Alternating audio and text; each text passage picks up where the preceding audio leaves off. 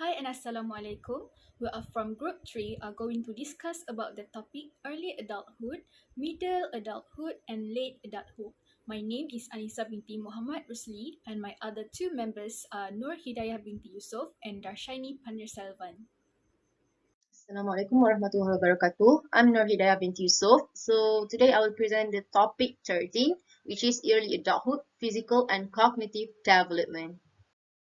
So here, the objective for this topic, which is we will discuss the stages of emerging adulthood, we describe the trends in physical development in early adulthood, and we will discuss the health in early adulthood, which is we will focus on causes of death, diet, exercise, and substance use and abuse. Next, we will discuss about the sexuality in early adulthood. We discuss about the cognitive development in early adulthood, which is we focus on the post-formal development and effects of college life. And then we will describe about the career choice and development during early adulthood.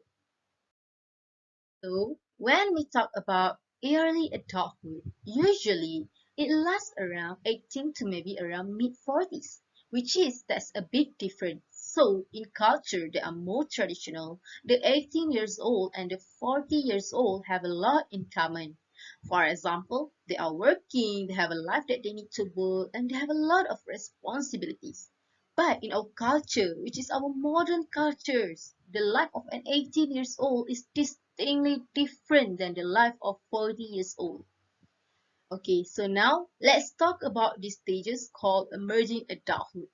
In emerging adulthood, usually we are talking about someone who is already an adult and it's begin at 18 years old and older, but around to 25, maybe even a little bit longer than that. It's depend on the individuals. Especially in a developed nation like ours, you have a lot more time to find yourself. You can go to college and then you can decide by yourself if this is not for me and I'm going to try something else or decide something else. Like I'm going to change majors and start all over again. And you might start a job, but then it's not the job that you want to do for the rest of your life. And then you're going to switch it up. And then you're going to move a different state and going to move to a different country. And then you come back home and more thing happens. There's a lot of movement and changes that someone in emerging adulthood can make and do because they are still not fully adult, right? They don't have all the responsibilities of an adult that can keep an adult stuck in. Like doing their life and the work and taking care of family, those things haven't developed yet. At least not for most people between 18 and 25. And especially if you live in a country like ours or if your parents are more affluent or the government allows for higher educations, maybe they paid for it. All of these things allow us to stay in emerging adulthood longer. This kind of instant adolescence when you are an adult but you are expected to act and live the life of an adult just yet. Okay, now we will look at the stages of emerging adulthood. Again, emerging adulthood is a time to identity explorations, where you try to figure out who am I, what do I want to do, is this job I want to start over, do I have time to start over, and maybe you start to have a romantic relationship that lasts years, and then you realize that it's not really for me, and you start all over again, and it doesn't seem as earth-shattering. For example, as if your romantic relationship is falling apart when you are in your 40s, and it just seems like it's normal in our culture for those changes to occur. Next, in emerging adulthood is also a time of instability. So the 18 to 25 years old don't often have the stable jobs. This is not because they don't want them, but because they are hard to find. Again, romantic partner is also a kind of come and go.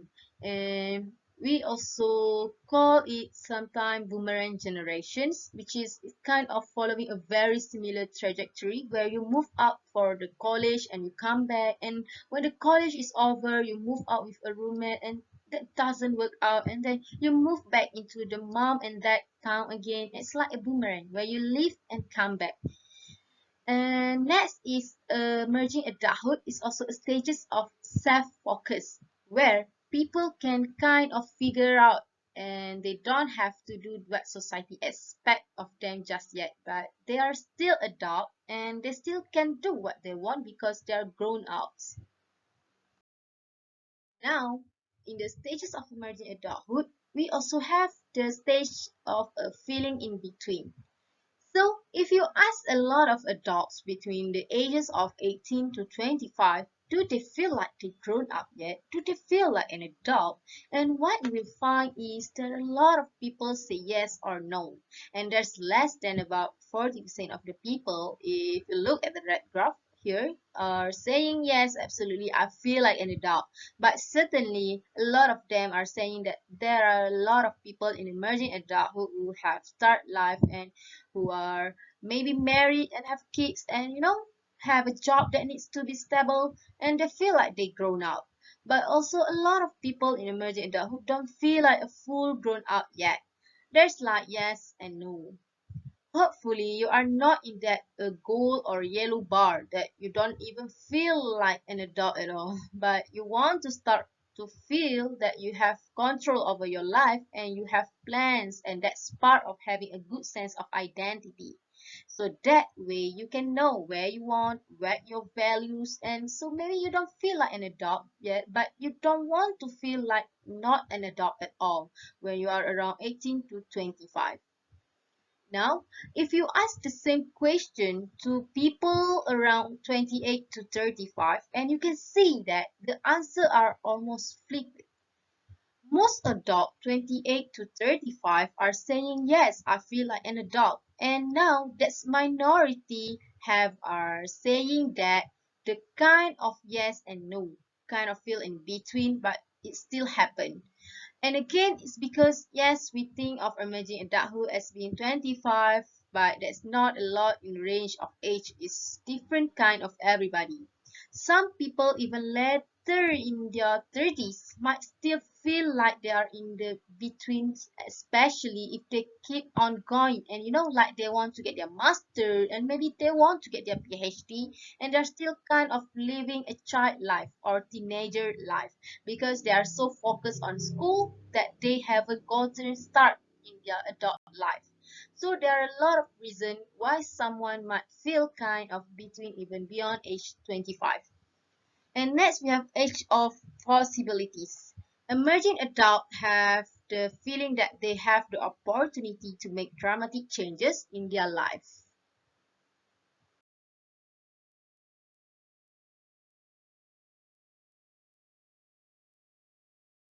So let me talk quickly about physical development in early adulthood. Obviously, you will hit a lot of peaks in early adulthood, especially in your 20s. You are going to see better than you are ever going to see as you get older. Your hearing is still good, your strength, your speed, your endurance, all of these things are still pretty good, especially in your 20s. But by the end of your 20s and early into your 30s, you are going to feel it go down, especially if you don't keep it up with the exercise. If you are still exercising in your early 30s and mid 30s, and you can still feel pretty strong, but probably like your late 30s, you're still going to feel it, regardless of whether you are exercising and stretching regularly or not. Eventually, your body start to give up a little bit, and so your visions go down, your hearing might go down, the acuity may go down, and your body start to feel a little bit more achy or more tired, which is less energy. Obviously, aging is affected cardiovascular, respiratory, and immune system. All of those are not as good as you get older. Like for fertility, it is also declined by the end of early adulthood. So most people by the time that they are in their 30s and 40s when especially are less likely to be able to get pregnant. And again, also toward the end of your early adulthood, you're also going to start seeing a lot of tiny and graying.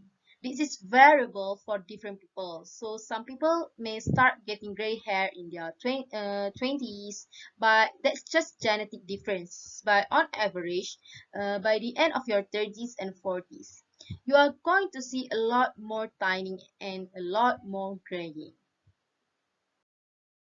So now we'll talk a little bit about health and fitness. So first of all, in early adulthood, people are still mostly healthy. The average person is mostly healthy. And so the most common reason for why people die in their late teens, 20, 30s, and 40, as you can see here, it tends to be accident, especially car accident, suicide, homicide. That's like murder. Then we start getting to some of the biological issues like cancer, heart disease, liver disease, or issues that we have been dealing with since first congenital problem and etc.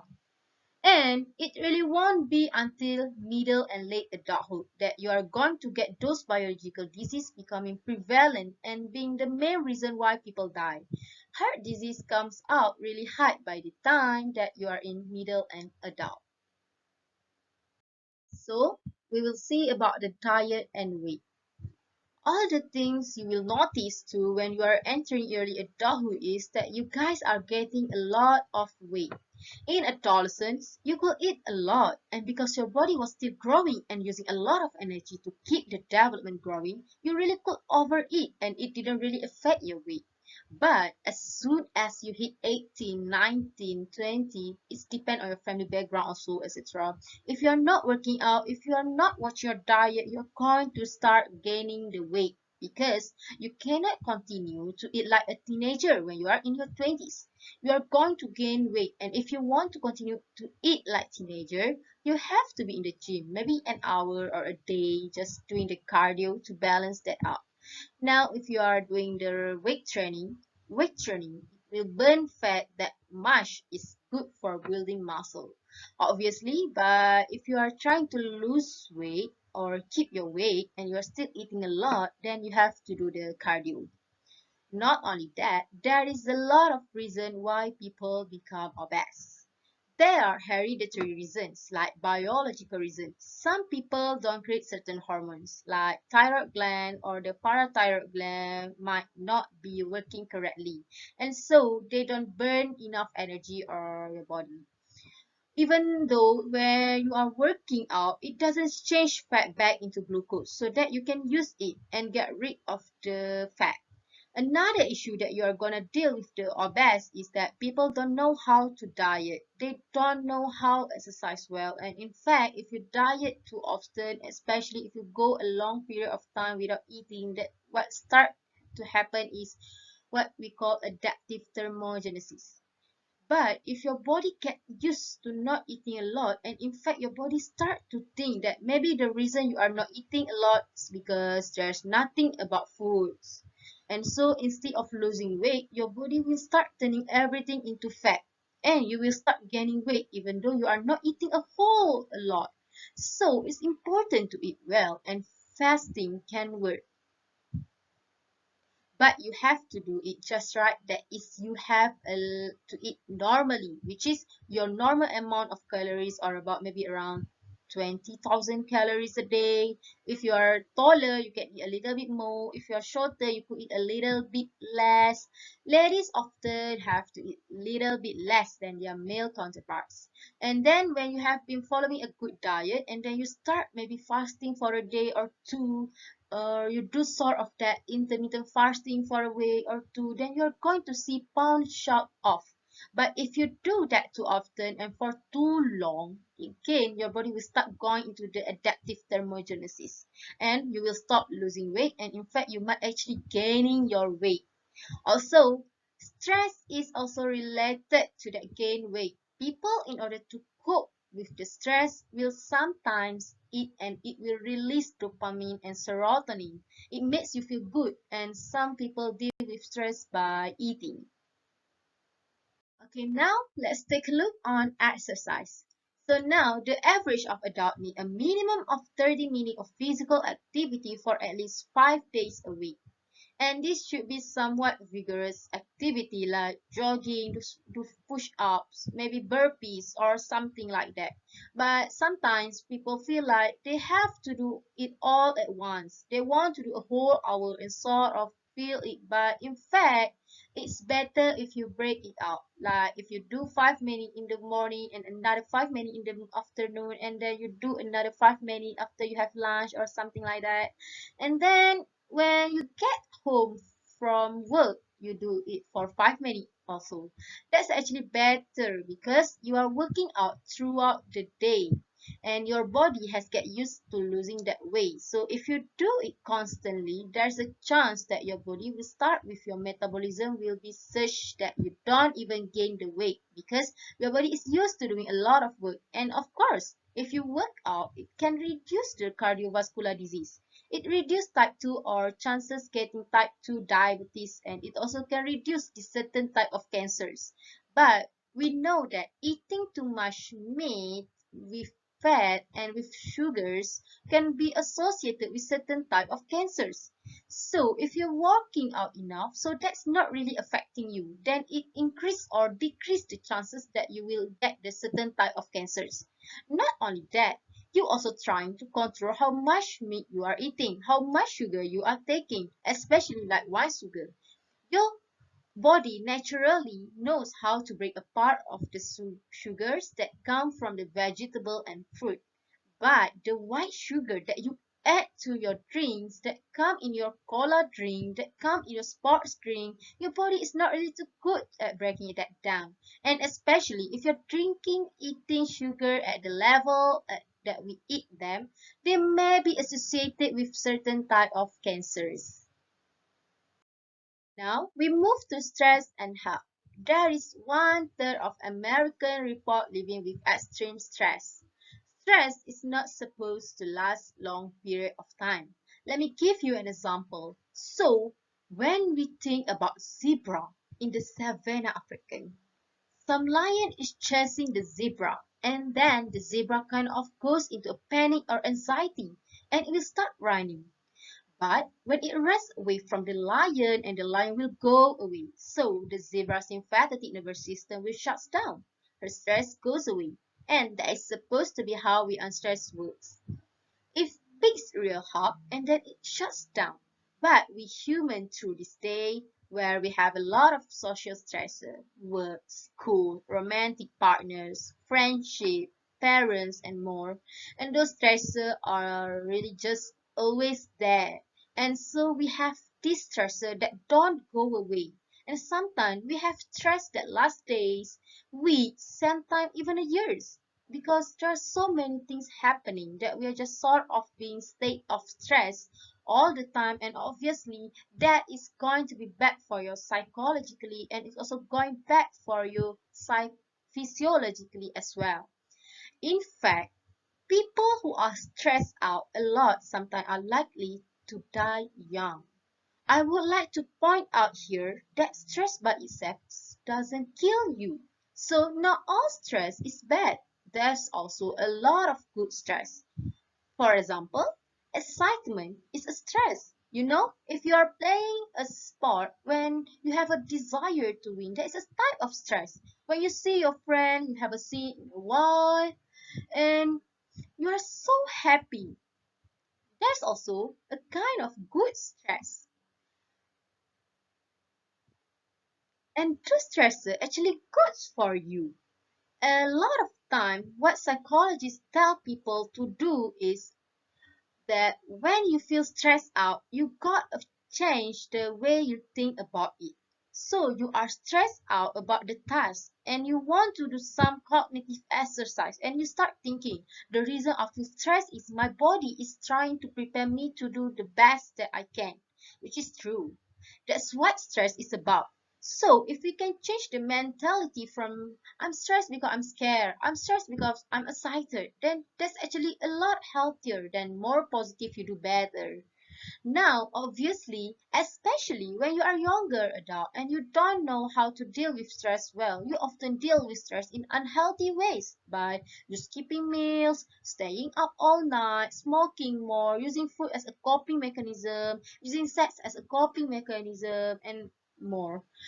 One of these things are going to help you with your stress. In fact, they are going to create more problems later on. Now we will looking a little bit about the sexuality.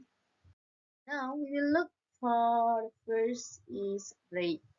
Now something that is going to happen more and more in early adulthood is the chances that you are can have to deal with rape. So rape is sex with someone who was not consenting.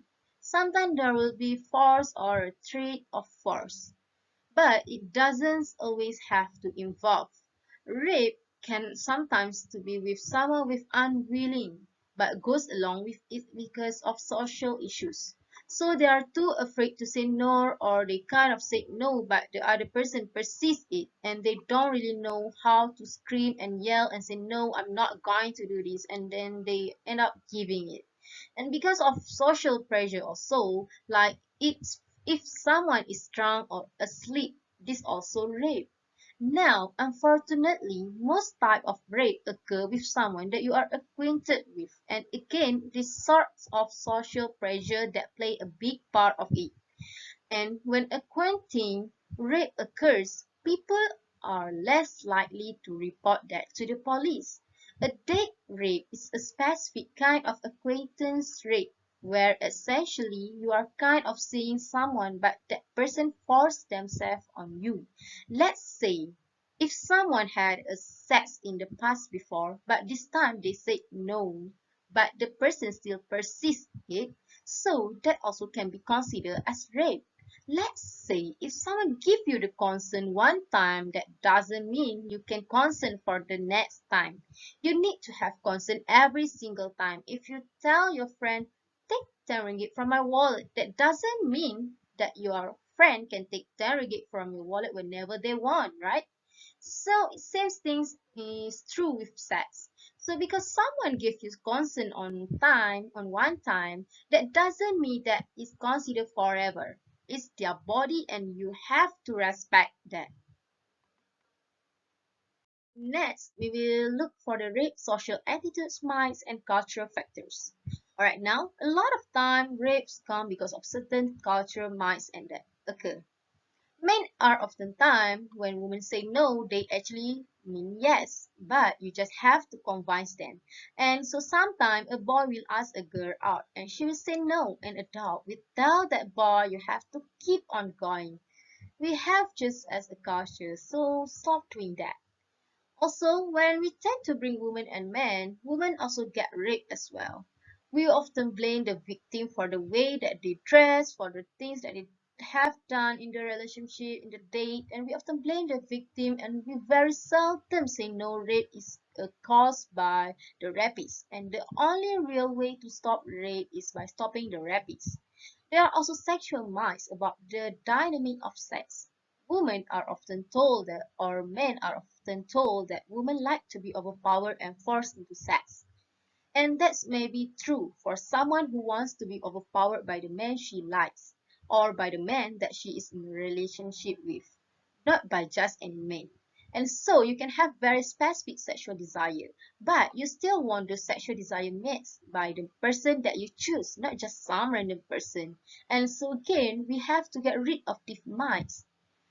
For cultural factors, men are brought up to be more aggressive and devoid of feminine traits, and it will make them aversive to tenderness and empathy. Now, we move to sexual harassment. Sexual harassment is often deliberate, repeated, unwanted, common gesture, and physical contact. This sexual harassment also happens to both men and women. So maybe you will be curious, do women sexually harass men? Yes, that does happen because of our social dynamics and gender dynamics. Men very seldom care too much when women are a little bit more sexual or a little bit talk about sex or something like that or touch them. But it does absolutely happen. So whether you are a man or woman, you need to pay attention to how your behavior is affecting others. Unfortunately, sexual harassment often trivialized at workplace. So again, there's a lot of victim blaming. A sexual harassment often has to do with power dynamics. It's a way to control people, and so we often think about sexual harassment as something that bosses do to their supporters. Can it happen from worker to worker? Yes, absolutely that can happen, but even in those cases, there's a lot of power dynamics. People who are posturing or trying to show that they are better than more important by exploiting the gender or sexuality of others. There are laws that hold employer accountable if harassment creates a hostile work environment. You want to learn that phrase, hostile work environment, because if you tell your boss that, let's say, Ayman is annoying, he's always talking and is bothering you, they're just going to tell you to deal with it. But as soon as you say he's creating a hostile work environment, that's a legal term. And if you use sexual harassment like hostile work environment or legal term, that all of a sudden that manager, if they don't do something about it, they can get in trouble. So you want to learn those kind of phrases because you are going to pay off future. Now we will look at the cognitive development. Let's talk a little bit about the cognitive development. One of the things that is going to happen in early adulthood is that you are going to notice and see the changes in your level of intelligence. People at the height of their cognitive ability tend to be in their early adulthood stage. But as you get older, your memory and your verbal skill rarely decline. I want to take some time and talk about the crystallized and fluid intelligence. As you can see the picture I put there, which is from the Stephen Hawking, he says that intelligence is the ability to adapt to change. That definition, intelligence is the ability to adapt to change, is something that we call as fluid intelligence. And it's the ability to process information rapidly. If you are young or you are a teenager, or if you are an early adulthood, especially in your 20s and early 30s, your fluid intelligence is still really high. And your fluid intelligence as you get older is going to get low.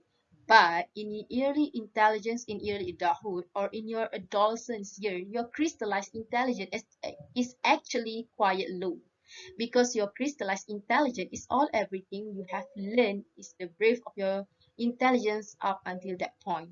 So obviously you are the youngest you are ever going to be up until the point until you're only going to get older and you are only going to learn more things. So when you are young, your crystallized intelligence is low, but your fluid intelligence is still really high. And as you get older, it will flip your crystallized intelligence. The breadth of your knowledge is immense, but your fluid intelligence slows down. Again, when you are young, if someone give you a new program to learn, if someone give you a new social structure, or maybe you have never met someone who is a transgender, but if you are in your 20s, you're going to figure that out. Like you can learn and pronounce it quickly. You're gonna figure out dealing with this person's sensibilities quickly because you'll be able to adapt to the change. But as you get older, your fluid intelligence goes down. Then it will be harder for you to do the same way.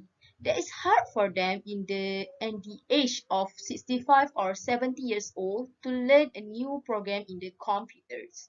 The same thing is happening when they're trying to learn that new social structure that then you can see here there are two older people are playing the video games. You will notice that especially if they are much older, they have a hard time to learning the concepts.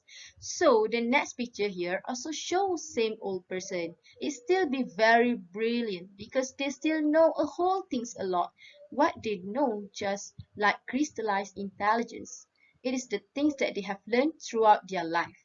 You might go to your dad to help you deal with some issue like in your car maybe because they have already dealt with that. Again, when we are looking at the next picture, when you are young, you can learn new things. But when this gentleman in this picture gets older and he has to learn how to fix that car using a computer in some new computer program, that's going to be hard for him to do.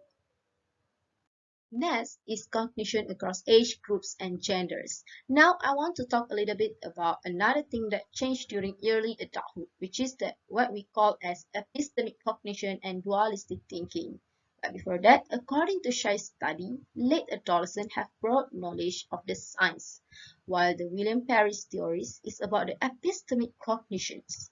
What is epistemic cognitions? It is not a process directed at considering how one arrives at belief, facts, and ideas.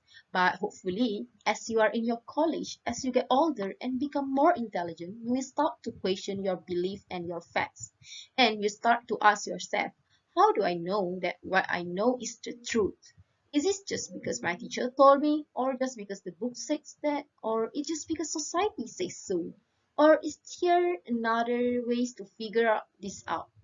And you start caring about the books like the one you are seeing, the lies my teacher told me there too. You check it, so all of the stuff that my teacher told it was just a very basic and it was kind of wrong when you think about it. And now you care more about how do I know, and there's an epistemic cognition, which is you want to know how why you are accepting something that way. So next is dualistic thinking. What is dualistic thinking? So when you are young or when you are a teenager or when you are in early adulthood or in your teens 20s, you still are dealing with a lot of dualistic thinking. And in fact, if you don't take the time to go beyond that, you can stay in dualistic thinking the rest of your life. In the dualistic thinking, it is dividing your cognitive world into opposites, which is right and wrong, good and bad, us versus them, and a lot of time when you are trying to figure out what's right, what's wrong, and this fact is true or not, you just do it by the basic concept. So in dualistic thought, as I mentioned, we care about what's good or what's bad, what's wrong and what's right, and authority versus a major, which is another dualistic versions. And so when you come up with a difficult question that you never expect it, like oil being spilled on the ground or in the ocean, and you just kind of something are good and something are bad, and that's definitely bad. And so those people who did that have to be bad. That's dualistic. But when you are thinking at a higher level, the epistemic level, you might shift into what we call relativistic thought. And all of a sudden you start to realize that there are other issues, not just better or good. And so that's some same thing you start asking yourself, well, again, as I mentioned, you will move from dualistic to more relativistic thinking as you mature. Relativistic thinking is to recognize that judgment made are not absolute, but they have the religious or cultural context. Next is about Lebovi's theory of pragmatic thought. As I mentioned, as you get older, you should develop pragmatic thought. Pragmatic thought is the realization that in reality, sometimes you have to compromise and you have to accept the reality. For example, you know you believe X and your friend believe Y. And you have to learn to compromise with your friends because you and your friend have to get this done whatever this happen to be. And if you don't compromise, you will never get it done. That's the reality. Or another example, we need more energy because we use a lot of energy, but we want to get rid of it too. Well, can we do that right way? Do we have other ways to deal with this all? Or another reality is that global warming is destroying the planet, and so we have a lot of oil and gas to going to be really expensive and difficult to change everything to solar and wind. But a global warming is still a reality, and you have to deal with that. Not everyone can do this. Even adults or even smart adults sometimes don't make mental effort. But if you're trying to be the honest and intelligent individual, pragmatic thought should be the next step in adulthood. Pragmatic thought comes with other issues which we call cognitive affective complexity. That is, you can believe things that seem opposite, but you understand them to be part of reality. And so again, this kind of mature thought allows you to have the harbor both positive and negative feeling about specific issues. Although you might think that I will never be rich, but I love what I do. And so obviously you would like to be rich, you would like to make more money, but you don't like that your job doesn't pay that much. But you enjoy the work and so you bond. And so you cannot basically hold two different ideas or two different fields about the issues. Alright, now we move to post-formal thinking. As I mentioned, this current going back to the post-formal thinking. As you become an adult, your knowledge become more specialized, and sometimes that's end up happening is, maybe you were great at algebra or calculus, but you haven't used it in a long time. So you have stopped using it, and so that's now it's kind of fades away a little bit, and you start to focus more on the specialized skill for your job or your everyday life. Most of all people are also less egocentric than adolescents.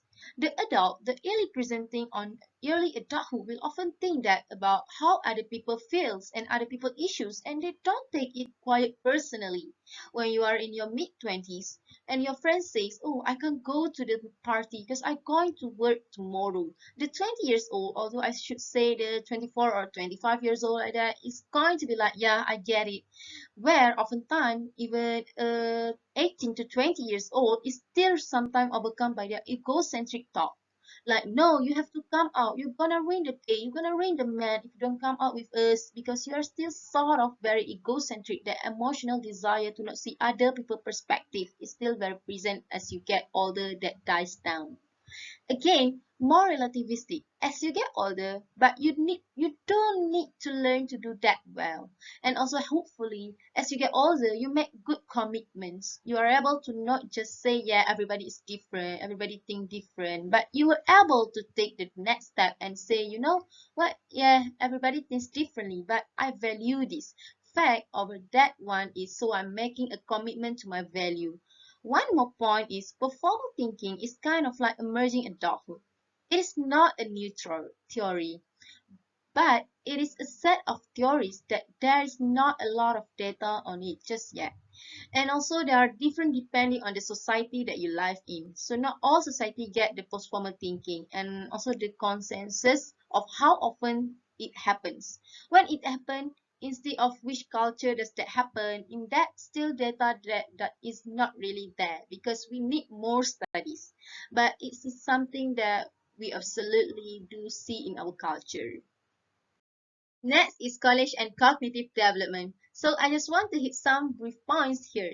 Boys and men tend to enter the STEM field more often than women. STEM field being a science, technology, engineering, and math. And men also tend to score higher than women in their SAT scores for especially for things like math and science. However, there is a lot of things that is suggested that these different are minor and maybe they are statistically they are there, but they are very minor, so the different score is not that high. Sometimes you get weird things for like boys do better than women, but also boys into all who worse than women, and women are in the middle range. Another issue that we tend to see is that what matter good in STEM field, they tend to be good in math and science, technology and engineering, but they are also not very good at other skills, like for example being empathic, being socially aware, dealing with people while having a good physical skills. So when a man is good with math and science and they have to choose a career, they are much more likely to go to the career in the STEM fields. On the other hand, women can be good at maths and science. And the data shows that statistically, men sometimes show a little bit higher scores, but women are also doing well in math and science. Obviously, because there is no real difference in the way when men and women think. But women, because of society of pushing women to be better at social skills, to be more empathetic and etc. When women are good at math and science, they tend to also be good at other things like being empathic, like being social, and a lot of women who are proficient in math don't always choose a math career.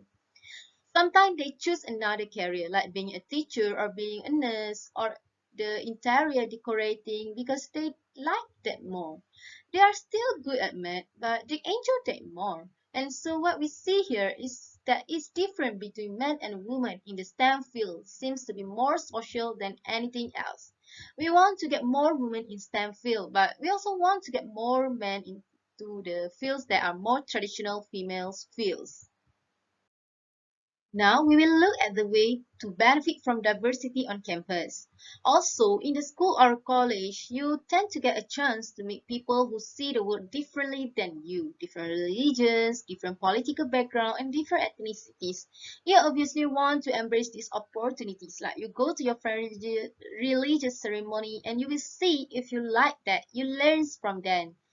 That's a great time to learn from other people that are different from you. And you also learn how initial reaction to a new culture made defensive. You understand what makes other people's culture trait valuable to them. You listen to other description and concern. You immerse in a different culture. You commit to understand a given situation from a different point of view. And oftentimes, you don't get the chance to do that things outside of college or outside of your early adulthood. But when you are older, you will eventually get a job with other people that are very similar to you, like life in a neighborhood. And so again, you don't always get a chance to learn from other people. So take the opportunity.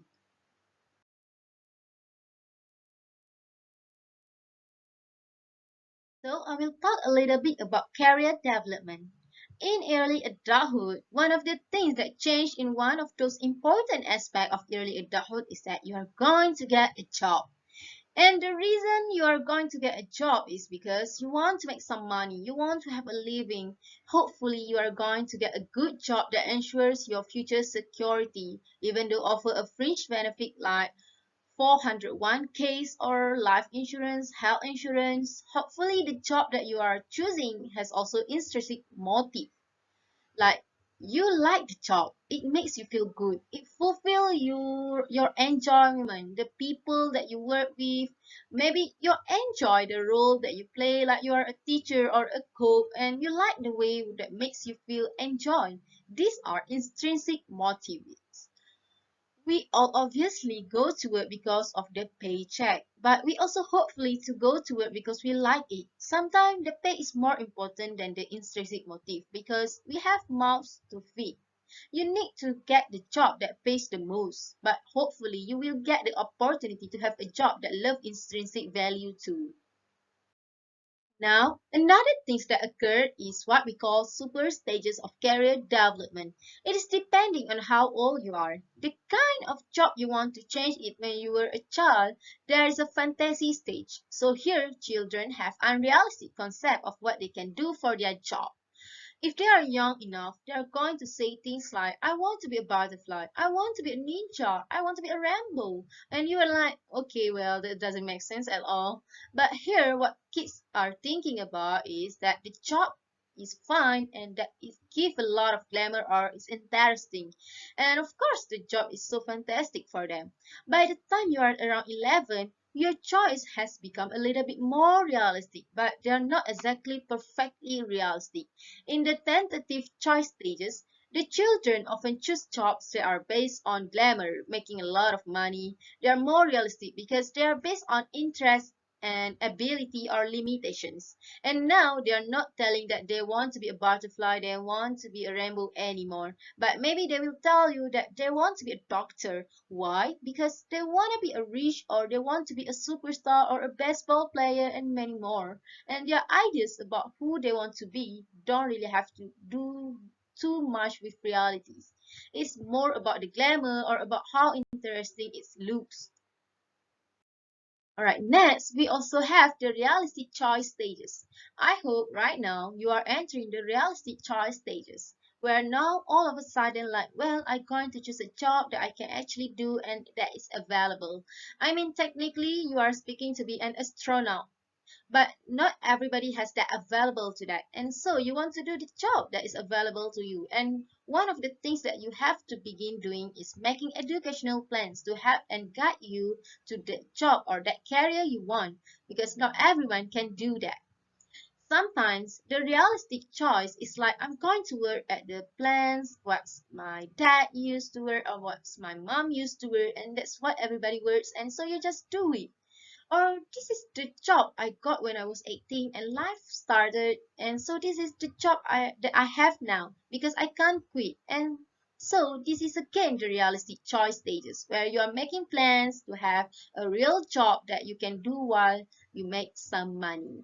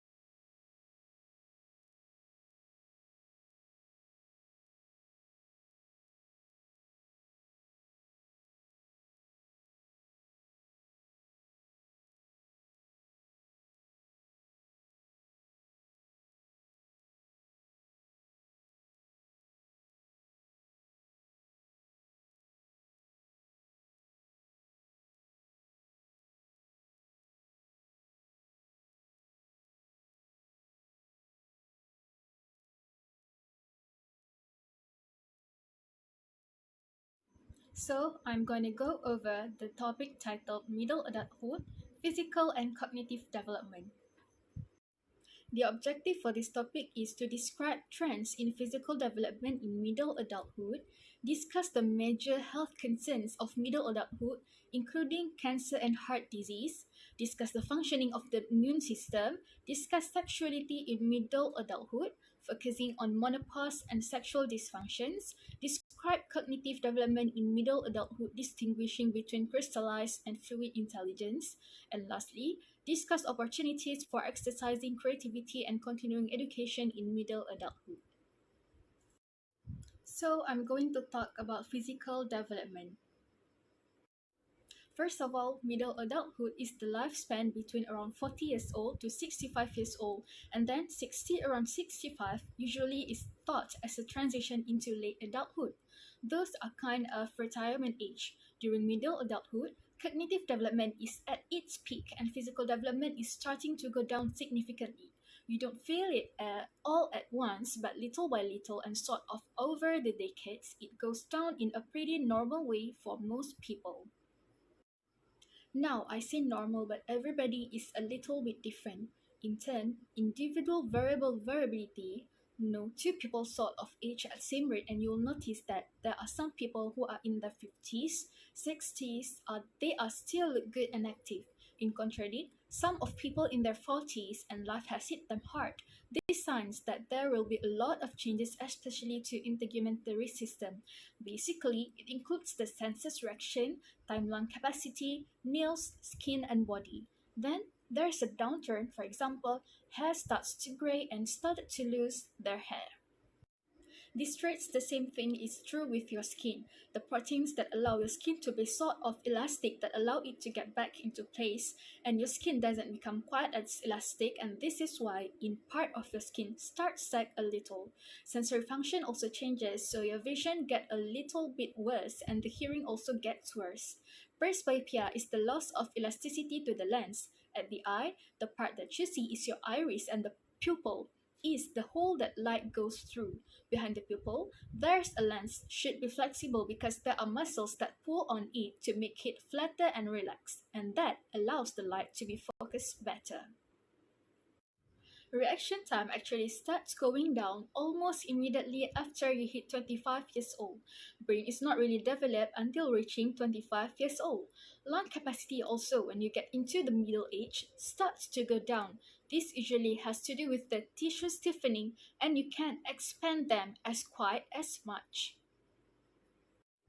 And the same thing is true with lean body mass, that is, muscle continuously gets lower as you get older, and through the middle adulthood, you're losing a significant amount of muscle. When in 40s or 50s, if you're working out enough on a regular basis, you don't really notice that because you're building up enough muscle and still working out.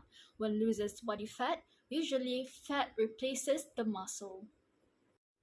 At the time the muscle is going to be loose, it is gradual exercise helps, and the more you exercise, the more your vigor, your strength, your health, and the body will be in shape. Metabolism also starts to go down, obviously. Your metabolism is how well you burn through the energy that your food produces.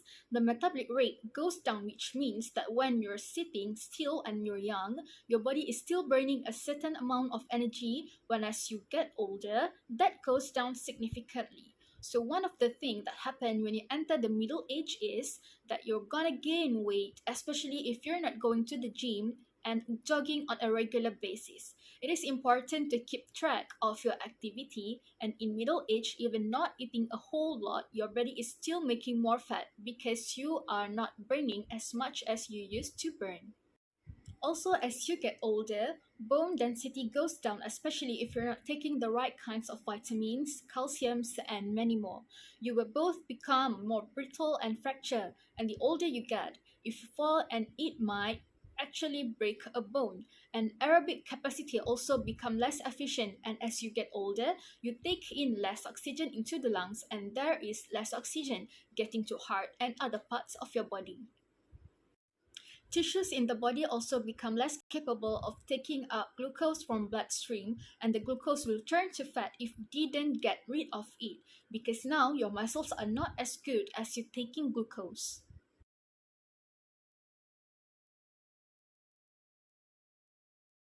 Some of the health issues, the health of people between 40 to 65 in developed nations tend to be pretty good.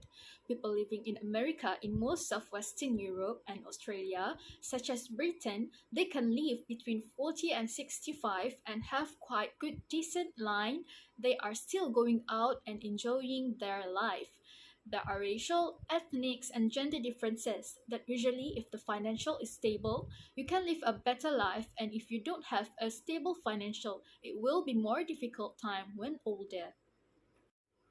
To improve health, undergo medical checkups, and if you have insurance and a good job, you are more likely to get those medical checkups. Maintain a strict diet, prepare a good meal, and then you get a better life. But if you come home tired or work two jobs, there's a chance that you're not going to have a good of a diet. Exercise regularly. Men tend to exercise more regularly than women, although that is changing. The women are certainly exercising more often, and usually white women exercise a lot more often than Latina and African American women. Avoid smoking. People in America, less people smoke now than in a long time in the past. Drink in moderation, which is drinking, is not always bad. In fact, a drink might be good for the blood and keeping the cardiovascular system in check.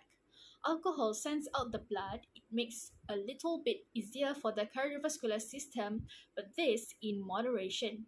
For a lady, just drink 1 cup of wine a day maximum, and for the man, maximum 2 cups a day. And next, regulate stress. Stress is one of those silent killers where if you have a lot of negative stress, stress that can actually affect you in a lot of negative ways, you might lose sleep and the cardiovascular system will get hurt. Between 45 to 54, the cancer has become number one. It's moved up 3 spots on the list. Heart disease also has moved up 3 spots on the list to come to number two, and accidents has come down two, and suicides has come down two to become the third, and the fourth, more like most likely, reason for death between 45 and 54. If I go to the next level, 55 to 64, cancer is still up, heart disease is still up, but respiratory disease has come up on the list 4 spots, and diabetes has shot up to number 5, liver disease has gone down 1 on the list, and suicide went all the way to number 8. So cancer is a chronic non-communicable disease, which means you don't pass from one person to the other. And specifically what cancer is, it is a cluster of cells that begin to replicate, and usually cells, once they replicate to a certain amount of times, then the cell will just die and they cannot replicate any further. But cancer cells don't do this. They continue to replicate and they basically create a tumor. Some tumors can be benign, and it means even though the tumor is growing and might have to be removed, it won't spread and won't present any threat to life. And some tumors are malignant, which means that the tumor, number one, will grow, and sometimes it will invade other surrounding tissue, and sometimes if it gets into your bloodstream, it can invade a completely different part of your body, and when it does this, we call the tumor has metastasized. It has moved from one part of the body to the other, and now it is affecting some other parts of the body. Now it becomes harder to stop it as in 2 or 3 parts of the body. Cancer begins when something changes in the DNA of the cell, and there's no stopping the cells from replicating, and it continues to replicate over and over again. Some cancers are hereditary, like breast cancer. It could be problems with the immune system and some hormonal factors. We also know that cancer can be affected by carcinogens, certain viruses, chemical compounds. For example, if you smoke or if you are in the sun for long periods of time, the ultraviolet radiation can create cancer. The death incidence triples between the ages of 55 to 64 as compared to 45 to 54. Between the early part of your middle adulthood and the later decade of your middle adulthood, more people get it during the 80s of 55 to 64. African American are more likely to have colorectal and prostate cancers as opposed to American white. This is quite likely due to socio-economic reason, worse foods, and their white counterparts. They are much more likely to deal with bad foods, high sugar and high fat intake that affecting their cancer rate. On top of that, if they wait to get treatment for early detection, they may die because of those issues. Cigarette, smoking, and diet also contribute to cancer. Heart disease as well is something that one of those issues that comes up in middle adulthood. Before even an early adult wasn't really an issue that most people deal with, all of a sudden becomes super important. Heart disease is caused by insufficient flow of blood to the heart specifically. One of the main reasons is arteriosclerosis. It means that the arteries have begun to harden mostly because of fatty deposits inside the arteries. When we talk about stress, this is one of the things that stress does. When you have a high amount of stress and it prolongs, it can damage your arteries and the gunk in the bloodstream, which includes cholesterol and other fats, cause the plaque to build up. It can get worse until the artery starts to harden and it is harder to control. So, the autonomic nervous system naturally controls whether your artery gets more dilated or more constricted. So, the blood gets harder to flow.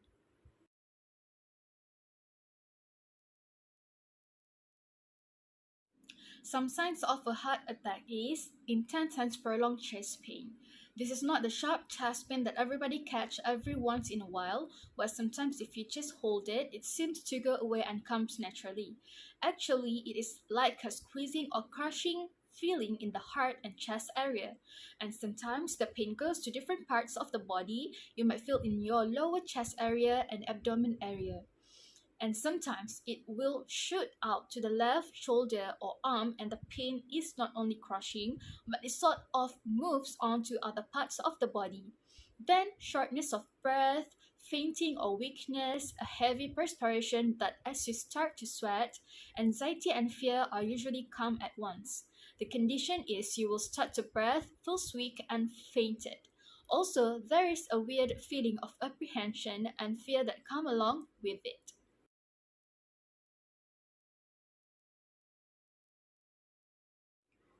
Immune system is your body defense to disease. The white blood cell or leukocytes creates antibodies like cytokines that attack the foreign substance in your body. Usually, the white blood cells will figure out that something is not supposed to be there by the shape of that something. It will stick to the substance that they want to kill and they will develop cytokines or other antibodies to try to attack that foreign object. Once they figure out how to attack it, they will create these antibodies to attack other germs that are similar to it. That is why, if you often get sick by one infection later on, it won't make you sick at all because you have already the white blood cells and it already know how to fight the germs or the virus. A short amount of stress can boost the immune system, but prolonged stress, like social stress that lasts for hours or days, can have a negative effect on your immune system.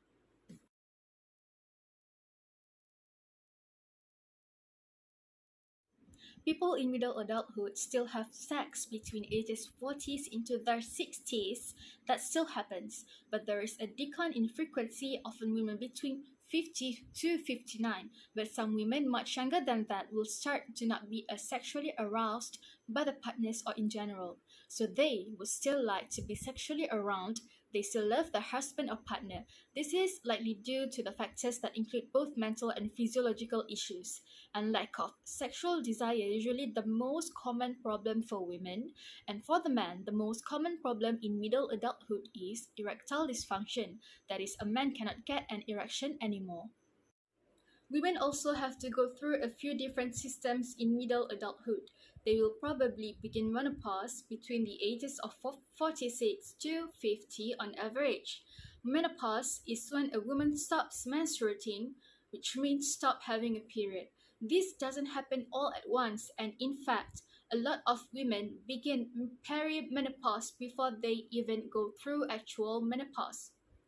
3 to 11 months of irregular periods are occurring before there is a full stop of the period. Basically, period becomes not regular for a while and eventually menopause hits and then it stops altogether.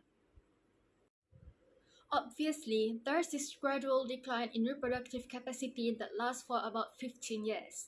This is around 45 to 60 women can still have babies, but it's irregular and eventually after menopause. Then she would not be able to have that. There is also estrogen deficiency that occurs after the menopause or during the perimenopause when the woman is about to lose their reproductive abilities. Without the estrogen, women will get sweats and hot flashes. Their blood rushes differently and they might get cold sweats. This is one of the symptoms to going through menopause. The estrogen deficiency signs are dizziness, headache, joint pain, tingling in the hand or feet, burning, itchy skin, or heart palpitations. Not enough estrogen can lead to osteoporosis. This is one of the things that estrogen does in men as well. Men just have 5% of estrogen and men use it for bone issues, and so the women who use estrogen for other issues as well. When women goes to menopause, their estrogen levels go down significantly. One of the things that happens is they start having bone issues and the pole becomes more brittle. Estrogen deficiencies can also lead to impaired cognitive functioning. Now, there are hormone replacement therapy where they will give you estrogen so you don't go through all the symptoms of menopause. Some of the symptoms like hot flashes can be overwhelming, cognitive deficiencies can be overwhelming, but oftentimes women don't want to grow hair like men want to grow their beard.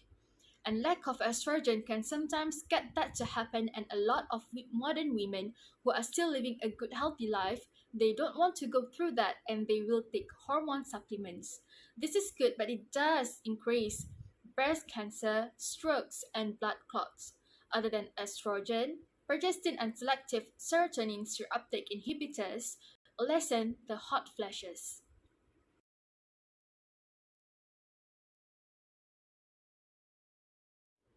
There is a multidirectionality and inter-individual variability within the development of people in middle adulthood. Everybody grows differently and depends on who you are, what you're learning, and many more. Unlike the early childhood and adolescence where development went one way.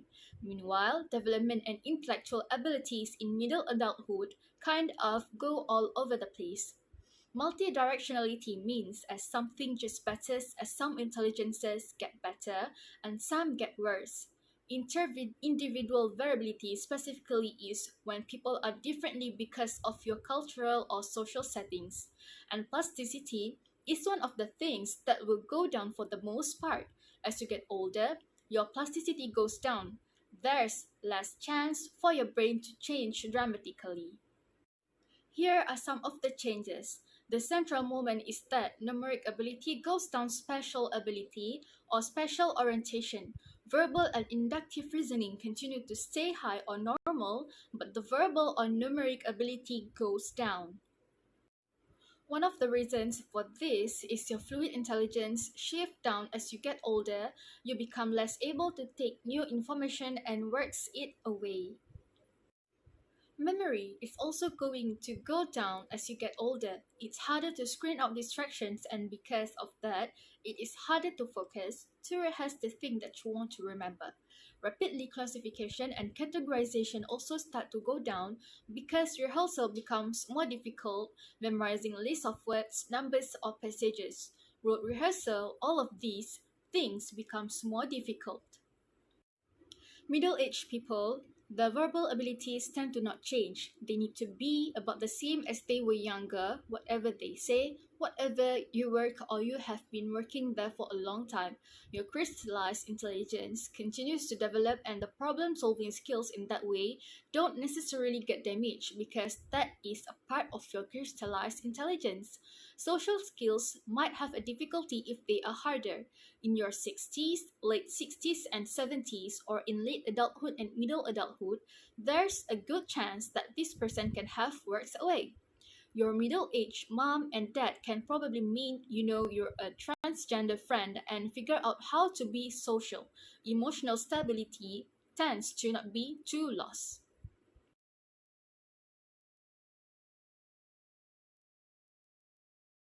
Creativity also does not go down in middle adulthood. In some ways, it might get better, so whereas young adults tend to be most creative in music, mathematics, and physics, that sort of the height of kind of creativity is in young adulthood. Writers and visual artists tend to do some of their better work in middle adulthood. Emotionally charged and fervent kind of works are also better produced in young adulthood. The middle adulthood artist tends to take their work to the next level better. When people come back to school in middle adulthood, they also tend to be highly motivated. They are much likely to do a lot of the work to get started early to try to learn as much as possible because for the mature learner, usually they are number one afraid that they've been out of the student game for too long. So they got to pull all their heart into him. Also, the adult learner kind of knows how important education is, whereas the young learner, the kid who is straight out of high school coming into college. Women are much more likely to return to school in middle adulthood, and African American women often come back to school in middle adulthood, and recently they become the most educated populations of middle adulthood. Hello, my name is Dashan Paniservan and I'll be talking about late adulthood. These are the objectives for this session. We'll be going through various aging theories, the changes in physical appearance in late adulthood, health problems during late adulthood, the sensory changes in late adulthood, how memory changes in late adulthood, how sexuality changes in late adulthood. Finally, last but not least, the physical and functional changes in the brain during late adulthood. Why are we aging? But before that, I would like you to meet Jane Louise Kelman. She lived to the age of 122, making her oldest person in human history. Her age was so unbelievable that a millionaire offered $1 million to anyone who could outscore her record. But in reality, living to this age or beyond is a feat that fewer or even no humans are likely to accomplish. Human bodies just aren't built for extreme aging. Our capacity is set at about 90 years. But what does aging really mean? And how does it counteract the body efforts to stay alive? We know inventorily what it means to age. For some, it means growing up, while for others, it's growing old. What we can say is that aging happens when there are intrinsic processes and interaction with the environment, such as sunlight and toxin in the air, water, and food. This is caused by changes in the structure and function of the molecules and cells in the body. Those changes in turn drive their decline and subsequently the failure of the whole organism.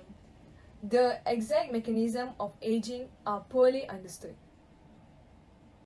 Researchers believe that it is most likely a combination of many genes that affect the rate of aging. First, let's see one of the aging theory, which is the cellular clock theory. Surprising truth is that from this, we actually have a biological clock buried within our genetic. And this clock can only run for so long, in other words, we are programmed to die. Our body is made up of trillions of cells which are constantly going through cell division, and every time they divide, they make a copy of DNA as well. The DNA our cell is packed within chromosomes of where humans have 23 pairs, which has two protective regions which known as telomeres. The problem is DNA replication isn't perfect and skips over the end of each chromosome. Telomeres tends to protect against important DNA information being cut out, which are essentially meaningless repeats of DNA that we can afford to lose. But every time our cells divide, these telomeres become shorter and shorter until eventually they have been entirely stripped away, at which point the cell no longer divides. Ultimately, This replication limit actually helps to prevent cancer, which is the uncontrollable growth of cell and evasion of cell death. The point at which a cell stops replicating is known as cellular senescence. In humans, this replication limit is around 50 times. Once it is reached, the cell gradually begins to lose its function and die, causing age-related characteristics. This also helps to explain why life expectancy is a strongly heritable trait from our parents, because we got our initial telomeres length from them. The next aging theory will be the DNA damage theory. This theory claims that the reason of aging is due to the unrepaired accumulation of DNA damages throughout our lives. When there is one or more damages in the DNA structure, there are specific repairing systems which repairs those damages with the help of enzyme. Each repairing system specializes in one or more types of damages. Of course, some damages are more severe than others, and these are the ones that impact aging particularly. Let's take non-homologous end joining repairing system, which specializes in repairing serious double strand damages, which is one of the major repairing systems that affects aging. This DNA repairing system is defined as non-homologous because it doesn't use a template in order to fix a double-strand break like other specific repairing systems. It rather sticks the broken ends together with the help of specific enzyme. This process has 3 steps. First, once a section of DNA has been broken, a set of protein called Q holds the tip of the broken ends in place, while 2 enzymes called DNA PKCS forms and bind with the Q protein. Next is the end processing, where another enzyme decided to come, which is the Artemis. This will then bind the DNA PKCS and be activated by being phosphorylated in order for Artemis to entangle the broken ends of the double helix. The third step will be ligation, where when the Artemis leaves the room for another complex DNA ligase, which will then join. Both double helix will be together. In the end, the DNA may be repaired, but the structure isn't exactly the same as it was before. This is very important because a DNA sequence is considered as instruction to make proteins like enzymes, and having the wrong instruction may result in faulting repairing enzymes and more on repair damage in the DNA, which is thought to contribute to the aging process. There are many internal and external factors that causes serious DNA damages, just like the double strand breaks. For example, the UV light emitted by the sun or genotoxic chemicals. Unfortunately, there is no cure to aging, however, by adopting a healthier lifestyle.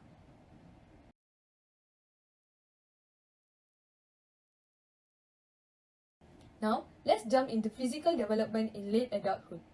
Late adulthood can be divided into 2 categories. First will be the young old, who are from 65 to 84 years old. Second will be the oldest old, who are 85 years and older. One of the primary differences between these groups is that the young old are still relatively healthy, productive, active, and the majority continue to live independently. Individuals at this age often have fewer responsibilities than in previous stages, and when combined with stable finances and good health, they can pursue leisure and self-fulfillment opportunities. In fact, those identified as young old are more similar to those in midlife than those who are 85 and older. This group is less likely to require long-term care, to be dependent or poor, and more likely to be married, working for pleasure rather than income, and living independently. Overall, those in this age period feel a sense of happiness and emotional well-being that is better than any other period of adulthood. Let's see what will happen to our brain as we get older. Our brain ages as the production of neurotransmitter is going to be slowed down. The brain shrinks and lightens with age, but it retains a structure and function in the absence of disease. Everything is going to take longer. such as thinking, processing. As the amount of neural fluid and grey matter in our brain decreases, thus our cell bodies and unmyelinated axons are going to decrease. The myelination will begin to thin too. Impulses are not going to send as fast and they are not going to travel as fast cerebral.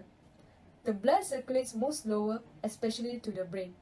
As the result from impairments and blood flow, so our cerebral blood circulation will not be as effective and it could cause this decision to increase the time to take to process. This will have an effect on memory because older adults find it more difficult to remember and pay attention to information.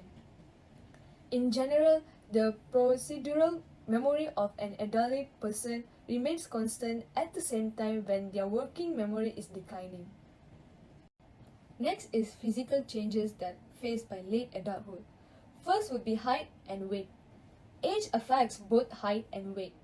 Older people are more than an inch shorter than they were in their teenage years. All races and both gender have a tendency to grow shorter as they age. Age-related changes in bones, muscles, and joints causes height loss. Height loss is caused by spine settling and a lack of back muscle strength. Bone density declines and stiffness develops. After the age of 40, people lose nearly half an inch every 10 years, and after the age of 70, they lose even faster. Aging causes a loss of 1 to 3 inches in height. Secondly, is skin, hair, and teeth. Also changes as we age. Our skin becomes drier, skinnier, and less elastic. Gravity can cause skin to sag and wrinkle, but not only gravity, smoking causes skin to wrinkle too. Scars and imperfections become more visible as fewer cells grow beneath the skin's surface. Exposure to sunlight accelerates these changes too. Older people may have bruises more easily, and it can take longer for those bruises to heal. Elderly people may bruise more easily and the bruises may take longer than normal or young youth. Bruising can also be caused by certain medication or illness. Age spots, formerly known as liver spots, are also seen in older adults. They appear as flat, brown spots and are frequently caused by years of sun exposure. Skin tags are small, flesh-colored skin grows with a raised surface. Total tooth loss affects a significant minority of people aged between 65 to 74 years old. Advantage age is associated with a higher incidence of periodontal disease and gum tissue inflammation that contribute significantly to tooth loss. Dental problems contribute to poor eating habits, which can lead to malnutrition. Thirdly, we have here is sarcopenia. It is a natural loss of muscle tissue that occurs during aging. Sarcopenia is most common in men, and physically inactive people can lose up to 5% of their muscle mass per decade after the age of 30. Symptoms include fatigue and weakness, which can reduce physical activity and cause muscles to shrink even more. Sarcopenia usually appear around the age of 75, but it can appear as early as 65 or as late as 80 years old. For example, as a person ages, their body ability to produce the protein required for muscle growth declines. Individual muscle shrinks as protein production declines. Continuing the physical changes in late adulthood, where we have vision loss among the elderly is a very serious health issue. Cataracts, glaucoma, and age-related macular degeneration are the three most common causes of vision loss in elderly. For cataracts, cloudy areas will occur that cover all or part of our eye's lens. They frequently appear slowly with no pain, redness, or even tearing. Some remain small and have no effect on our vision. Then there's glaucoma, which is a disease that affects the optic nerve in the eye. It is usually caused by excessive fluid pressure within the eye. It can cause permanent vision loss and blindness if it is not treated. Finally, age-related macular degeneration can cause severe loss of central vision, but it rarely causes blindness. Risk factor for age-related for macular degeneration is include people aged between 50 and over, smoking, high blood pressure, and eating high in saturated fat. Visual reading ability also decreases with age. As we age, the lens begin to thicken, harden, and become less flexible. The protein within the lens also age and change. The lens become hard and loses its elasticity. As the lens loses its elasticity and flexibility, it becomes more difficult for it to change shape and enable us to see up close. Next, hearing loss can cause by variety of factors as we age too. It can be difficult to identify age-related hearing loss from hearing loss caused by other factors such as long-term noise exposure, but hearing loss may exacerbated by more common health problems in older adults such as high blood pressure and diabetes. Medication can also be toxic to sensory cells in your ears. Hearing loss due to age can be caused by abnormalities of the outer or middle ear. Such abnormalities may include reduced function of the tympanic membrane or reduced function of the three tiny bones in the middle ear that carry sound wave from the tympanic membrane to the inner ear. Moreover, touch sense will alert us about pain, temperature, pressure, vibration, and more body position. Sensation may decrease or change as we age. These changes can occur as a result of decreased blood flow to nerve, spinal cord, or even the brain. The prevalence of pain in the elderly varies with pain occurring frequently in the elderly and increasing with age. A number of studies have been carried out on the pain of elderly people where they may feel and recognize pain, but it does not bother them. For instance, when they are injured, they may not know how serious the injury is because the pain is not bothering them. Finally, it is normal for older people to lose some of their taste. For example, older adults may use excessive salt to improve flavor and make food more palatable. Stronger flavored food may be more inviting. Furthermore, some older people may have a poor diet or dislike food prepared by someone with a stronger strand of taste due to a reduced sense of taste. The ability to smell is also thought to deteriorate with age. The pleasure and satisfaction that older people get from food and can be affected by lack of smell. Anyone who cannot smell food will also be unable to taste it. The changes in smell perception have implications for safety and personal hygiene. Some medical conditions such as Alzheimer's disease or head trauma can result in a loss of smell or an inability to understand or recognize the difference between smell. Next is sexuality. There are two important factors that determine whether the elderly will engage in sexual activity, such as good physical and mental health, where people must be physically healthy and have generally positive attitudes about sexual activity in order to have sex. Second will be previous regular sexual activity. The longer elderly and women have remained sexually inactive, the less likely there is for future sexual activity. In addition, a reduction in sperm as men age, although unlike women who once after menopause may no longer become pregnant, while men can father children into very late life. Hormonal changes occurs as well as we age. There are accompanying changes in the level of sex hormones, even though it is unknown whether or not this may impact their sexuality. There are few factors that leads to affecting sexuality such as alcohol and other drugs, emotion concern, and medication. The lower amount of alcohol intake, not smoking, and increased physical activity were related to lower rate of sexual dysfunction among men. Abuse of abuse of alcohol and drugs almost in inventable inevitably contributes to sexual problems not only directly but also by affecting emotion and straining relationship. Next is emotion concern where psychiatric illness, especially among depression and dementia, are frequently associated with sexual dysfunction in late life. Finally, for medication, the most obvious and commonly talked about side effects are the actual physical changes such as erectile dysfunction. However, medication also can affect energy levels, emotions, and thinking. Health. People are more likely to experience multiple conditions parallel as they age. One of the most important and precious value among the elderly is health.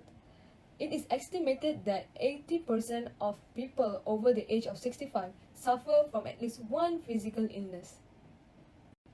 Firstly, heart disease is the most common condition in older citizens and the leading cause of death. The underlying causes of heart failure include impaired heart pumping function caused by heart damage from decreased blood supply or a previous heart attack. Many of the heart and blood vessel problems that older people experience are the result of disease rather than aging.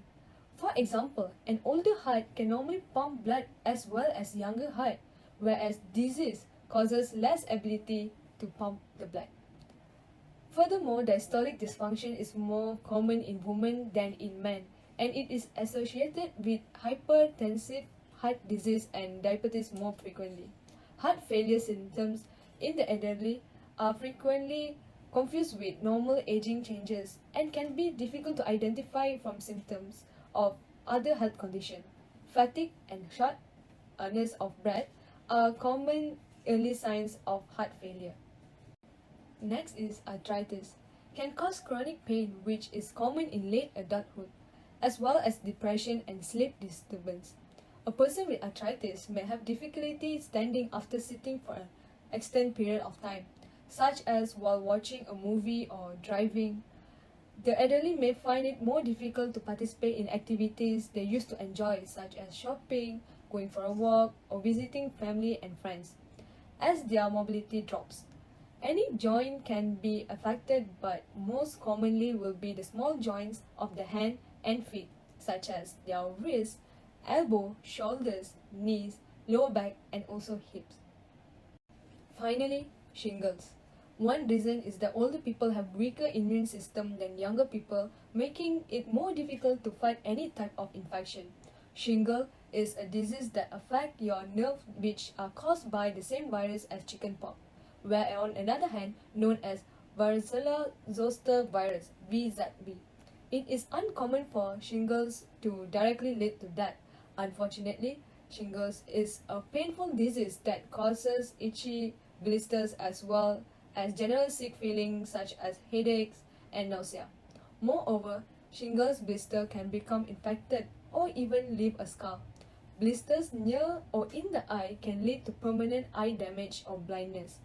A shingles vaccine is recommended for people over the age of 50. Although shingles is not infective, but chickenpox can be caused by someone with shingles.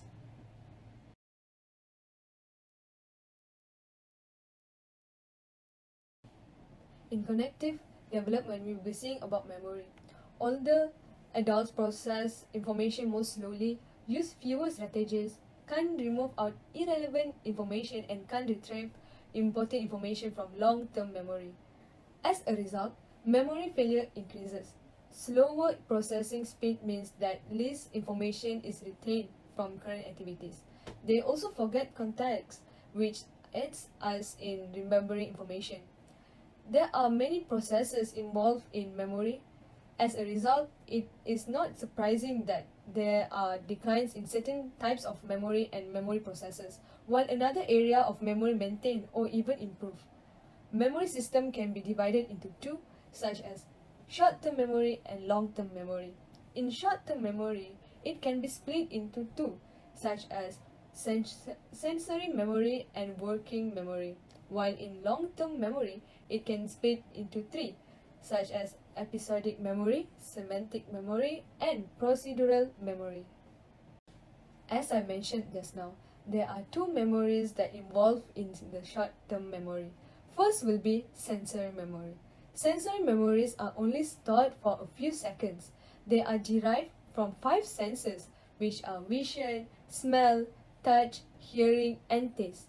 They are only stored for as long as the sense is stimulated. They are then reprocessed and linked to a memory, which may be stored in your short-term memory. Second will be working memory. It is a cognitive system with a limited capacity that is in charge of temporarily storing information for processing. The working memory loses some of its capacity as we age. Furthermore, in long-term memory, there are three. First will be episodic memory, where it is one of the most studied and age-sensitive aspects of adult cognitive performance. Episodic memory is the remembrance of past personal events and experiences. Younger adults typically remember significantly more target information across a variety of episodic tasks rather than elderlies. Second will be cinematic memory. It is the ability to recall concepts and general facts that are not related to specific experiences. For example, understanding the concept that clocks are used to tell time is a simple example of cinematic memory. This type of memory is also includes vocabulary and knowledge of a language. The explicit memory system includes cinematic and episodic memory, which particular effort to create and obtain. Several studies have found that episodic memory suffers more age-related declines than cinematic memory. Finally, will be the procedural memory, where is known as the long-term memory of motor skills, habits, and behavior that can be recalled without consciousness awareness, also known as implicit memory. When considering the effects of age on procedural memory, it is critical to separate performance time learning and task memory. When compared to young adults, older adults perform procedural memory tasks more slower and learn procedural sequences at a slower rate.